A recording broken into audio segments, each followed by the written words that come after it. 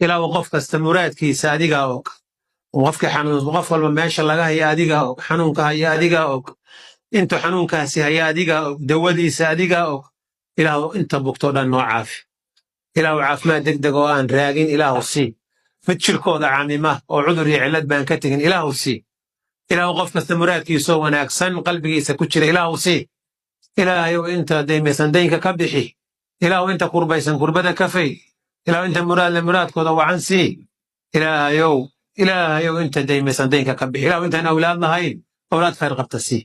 ilaahu inta raggooda dumarka raggooda ka cabanaya awlaadooda ilaahu ragga iyo awlaadda u hagaaji ilaahu u hanuuni ilaahu u toosi ilaahayow ragga gabdhahooda iyo awlaadooda ka cabanaya iyo xaasaskooda ilaahu xaasaskooda u hagaaji